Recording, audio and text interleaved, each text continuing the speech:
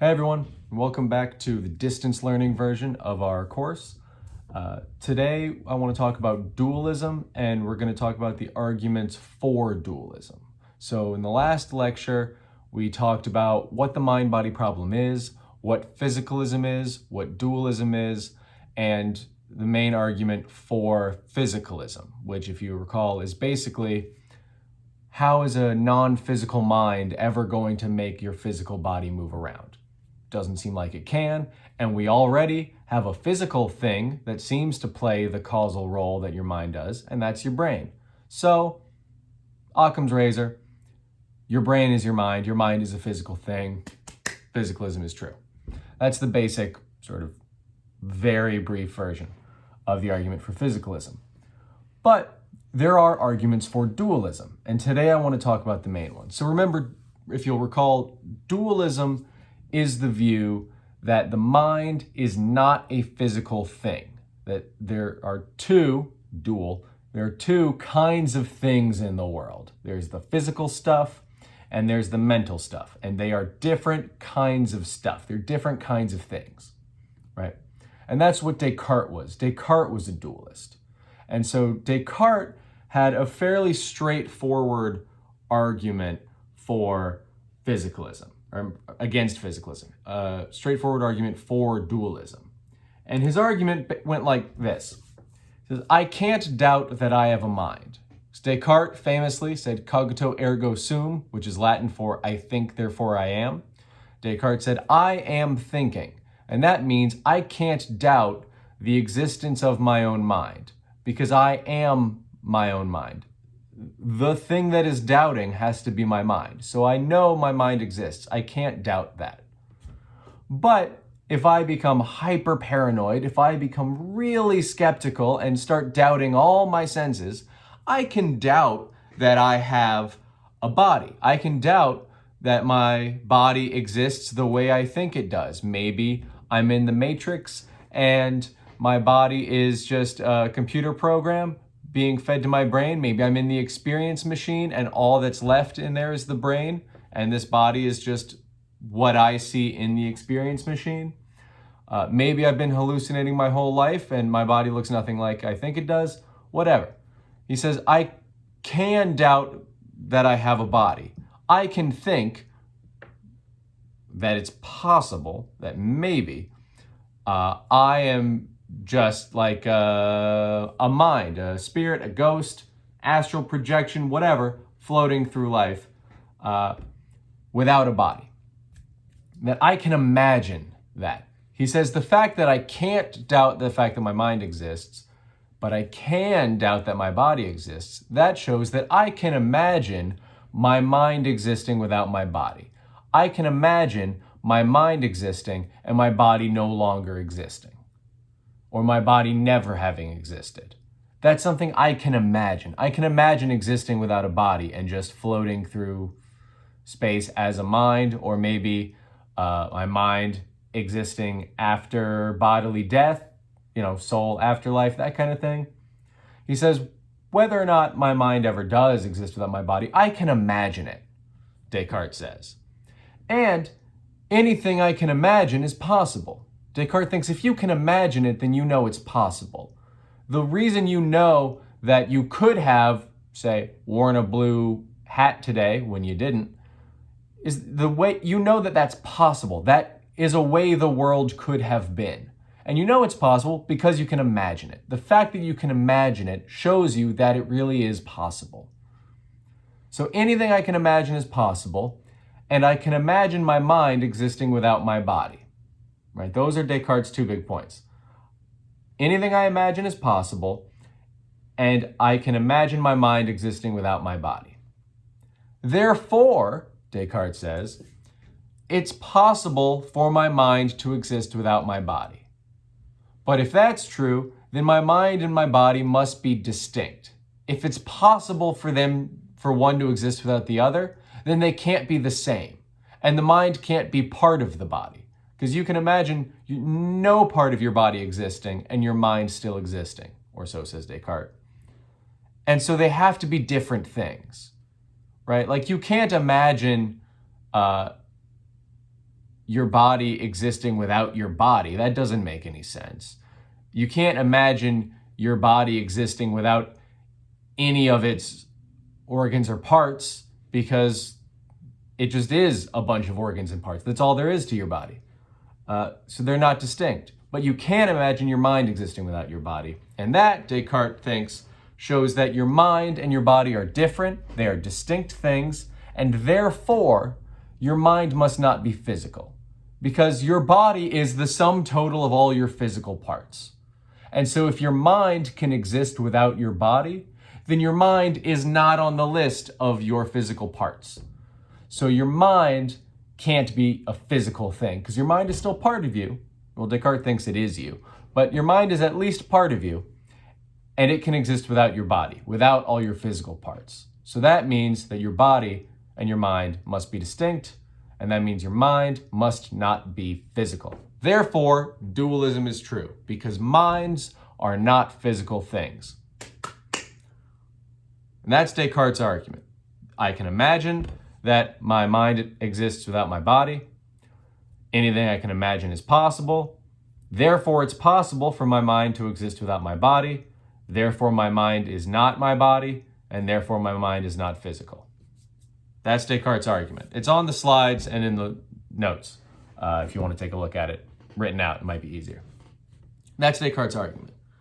And there's a modern version of this called philosophical zombie argument, and uses philosophical zombies, which are a thought experiment, to try to give a slightly more modern version of Descartes' argument. And the modern version relies on something that, it's a very jargony phrase, so I apologize. I didn't come up with it. But the phrase is phenomenal consciousness, which is an incredibly difficult way to say just what it's like to have experiences. So you look around, you see things, and there is a way that things seem to you. There is an experience that you have when you see anything. A red stop sign, for example. When you look at a red stop sign and you look at a blue stop sign, it feels different, the two experiences. It would feel different to look at a blue stop sign than to look at a red stop sign. And I don't mean it would feel different emotionally. I mean, like, it would just look different. It would be a different experience. You would notice the difference. And so we have conscious experiences. As thinking things with minds, we have conscious experiences. We see things, we have experiences in the world, and we are aware of those experiences. Another way philosophers like to phrase it is that there is something that it is like to be you and to see a red stop sign. Whereas there is nothing that it is like to be a rock. Rocks don't have experiences. Rocks are not conscious. So there is nothing that it's like to be a rock. There's nothing that it's like to be a tree. Trees are alive, but they don't have experiences. There's nothing that it feels like from the inside to be a tree, whereas there is something that it feels like from the inside to be you. That's phenomenal consciousness. It's the way an experience feels from the inside for a conscious being like you, me, presumably animals, at least mammals, probably bugs, maybe worms. Anything with a brain probably has conscious experience. It's probably safe to assume. But rocks and trees, it seems like they definitely don't have conscious experiences. There's no phenomenal consciousness there. So phenomenal consciousness is the what it's like. And I realize that the sentence, the what it's like, is grammatically an abomination, and I apologize for that. But that's the way philosophers have been talking about it. The way that it feels to experience something. The phenomenal character. The way it seems from the inside. That's what phenomenal consciousness is. And so the philosophical zombie argument just says, look, we can imagine your body existing without any phenomenal consciousness, without any phenomenal experience. So it's sort of the inverse of Descartes' argument. Descartes says he can imagine his mind existing without his body, therefore dualism is true. The philosophical zombie argument says we can imagine human bodies existing without minds, without phenomenal consciousness. And so, phenomenal consciousness must not be physical. And it works on the same principle. The fact that we can imagine this, dualists think, means that it must be possible. It's possible for your body, or an atom for atom duplicate of your body, to exist without any phenomenal consciousness. We can imagine particles in the exact same shape and arrangement as the particles in your body running around without having any phenomenal consciousness, without there being anything that it's like to be that collection of atoms running around in the exact shape and motion of your body. And if there is a world, a possible world, some way the world could be, where your body or a version of your body existed without any phenomenal consciousness, then the phenomenal consciousness must not be part of the physical features of your body. So the philosophical zombie argument, in its absolute sort of simplest, shortest form, something like this. We can imagine a philosophical zombie world, a world exactly like the actual world, except all humans are replaced with philosophical zombies. These philosophical zombies are physically exactly the same as human beings, but they don't have any phenomenal consciousness. They have no mental experiences. There's nothing it's like to be them. And so we can imagine a world full of philosophical zombies. That world will be physically exactly the same as the actual world. But the mental facts about that world will be different. So the physical facts will be exactly the same. It'll be physically just like the actual world, but the mental facts will be different because the actual world has phenomenal consciousness and the zombie world does not. So if philosophical zombies really are possible, then phenomenal consciousness can't be physical because there's a possible world where all the physical facts are the same, because philosophical zombies are exactly like us, physically speaking, but the mental facts are different because we have phenomenal consciousness and philosophical zombies don't. So if that possible world, or that world really is possible, if philosophical zombies are possible, then phenomenal consciousness can't be physical. Your experience of what it's like to see and hear and think things, that can't be physical. Those facts about the world just aren't physical facts. And therefore, dualists argue, physicalism is false. Because we can imagine philosophical zombies, and if we can imagine them, then they're possible. And if they're possible, then phenomenal consciousness is not physical.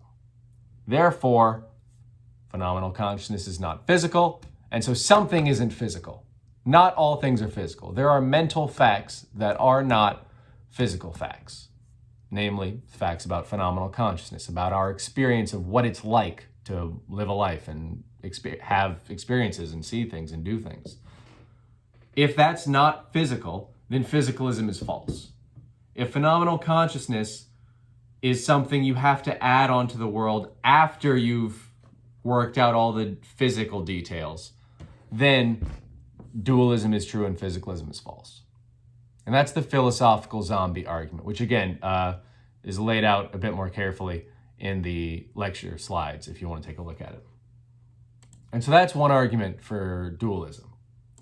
The last argument I want to talk about, which is kind of the one I think is coolest personally, is called the Mary argument or the knowledge argument. The Mary argument is a thought experiment. It comes from Frank Jackson, who came up with it in, I want to say the 70s or 80s. And the thought experiment goes like this. Mary is a brilliant scientist who has spent her entire life in a black and white room reading black and white books, looking at the world through black and white monitors. She has never seen a single color in her life besides for black and white. Let's assume she has no mirrors and she's in a black and white jumpsuit all the time, so she's never seen any color except black and white. Nothing, never. Everything she has looked at has been black and white. But using her black and white monitor and black and white textbooks, she has learned all of the physics and neuroscience of color perception, of color vision. So she knows all the physical facts about color perception. She knows everything there is to know, not just everything we already know. She knows more than current scientists do today. She knows all of the physical facts. This is a thought experiment, so we can make her as smart as we want, and we'll say she is a genius, like the likes of which the world has never seen. She, alone in her black and white room, has figured out all of the physical facts about wavelengths of light and how photons work, all of the physical facts about the human eye and the visual cortex in the brain, all of the biological facts and neuroscientific facts about when photons hit our eye, what happens next and all that. She knows all the physical facts about wavelengths of light, objects that reflect light, the human eye, the human brain, all of that. She knows all of the physical facts there are to know about color vision in human beings and about colors in the world. She's never seen a color in her life, but she knows all the physical facts about colors and color vision. So, and again, all the physical facts, more than what our scientists know. She's not limited by what we happen to know now. She knows all the physical information. Now, let's say, after learning all the physical information, all the physical facts about colors and color vision, then Mary steps out of her black and white room. She steps outside of her black and white room and goes into the world for the first time in her life, and she sees a stop sign. For the first time in her life, she sees a red object. The question is, does Mary learn anything new when she steps out of the room and sees a red object? Does Mary learn new information when she sees a red object for the first time? That's the question. And dualists, which include Jackson's the one who came up with this argument, this thought experiment, dualists say, yes, Mary does learn new information when she steps out of the room. Specifically, she learns what it's like to see a red object. She had never seen a red object before. She didn't know what it felt like to see a red object, what it looked like to see a red object, but now she does know. She knows that information now because she saw a red object. She didn't know that before, but now she knows it. But if that's true, then physicalists have a problem. Because if physicalism is true, if everything in the world is physical, then the only information in the world should be physical information. The only facts in the world should be physical facts. But Mary already knew all of the physical information. So, how did she learn new information? And that is why this is supposed to be a problem for physicalism. It seems like, intuitively, it looks like Mary learns new information when she steps out of the room, but she already knew all of the physical information. And so that means the information she learns must be non-physical information. But if there's non-physical information, then physicalism is false. Because not all facts of the world are physical facts. Some information is about non-physical stuff. Specifically, in this case, phenomenal consciousness. Mary learns about phenomenal consciousness. She learns what it's like to see red. She learns how that experience feels from the inside, for the person having the experience. And that's physical information, but it's not information, or it's information, definitely, but it's not physical information. Sorry, that's what I mean to say. It's not physical information.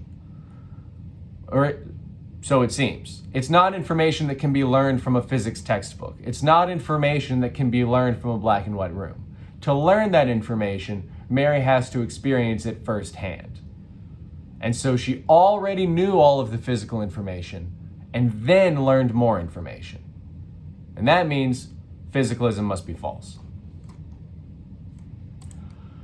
Or so the argument goes. That's one of the arguments for dualism. I think it's a really interesting argument. There are many responses you can make to the argument. Some responses people have tried include arguing that what Mary learns isn't new information, but it's like a new ability. She learns how to see the color red. Some people have argued that what the argument shows isn't that Mary learns non-physical information, but that it was impossible for Mary to know all the physical information. Some physical information has to be learned from a first-person perspective. But then that raises questions about what counts as physical information, because the whole point of science is to be objective and to not rely on subjective personal experience. So if physical information can only be learned from first-person experience, then it looks like all of physics is built on a mistake. And that seems like that's a strong stance to take. So that's going to be hard to argue too. So there are some different responses people have made to this argument and to the philosophical zombies argument and to the causal argument for physicalism. So if something seems off about any of these arguments, there are responses that people have made and counter arguments that people have proposed.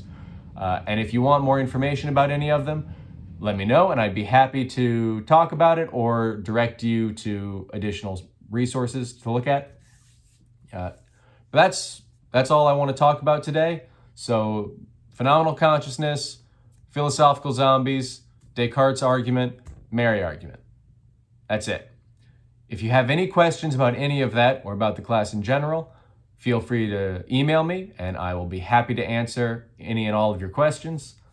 Otherwise, I will see you in the next lecture and stay safe out there.